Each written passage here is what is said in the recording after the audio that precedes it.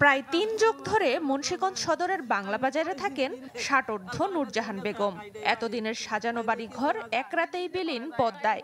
Beta বাড়ি কিছু রাখে নাই, আমার সব লয়ে গেছে গা। আমার কোনো বাসন নাই, আমি কই যামু।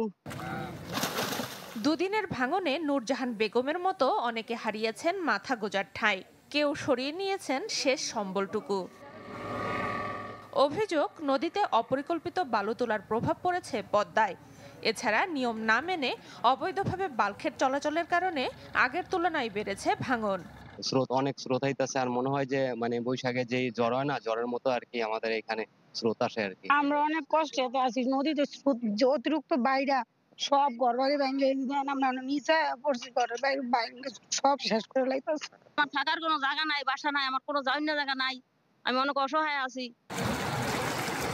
যদিও পানি উন্নয়ন বোর্ডের দাবি অস্বাভাবিক স্রোতের কারণেই ভাঙছে পদ্মা। ফোরকাস্ট অনুযায়ী যেটুকু পানি আসবে যেটা প্রতিরোধ করার মতো আমাদের ব্যবস্থা আমাদের আছে, ইনশাআল্লাহ পর্যাপ্ত ডাম্পিং ম্যাটেরিয়াল আমাদের হাতে আছে, আমরা এগুলো দিয়ে প্রতিরোধ করতে পারবো আশা করি। এদিকে আগ্রাসী রূপে দুধকুমার নদ।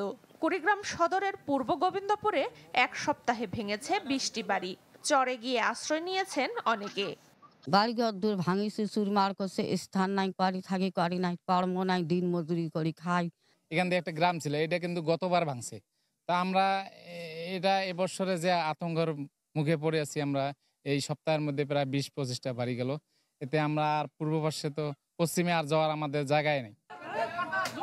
চলতি বছর দুধকুমারের ভাঙনে ভিটে হারিয়ে নিঃস্ব অর্ধশতাধিক পরিবার। সানজিদা শান্তা, চ্যানেল 24।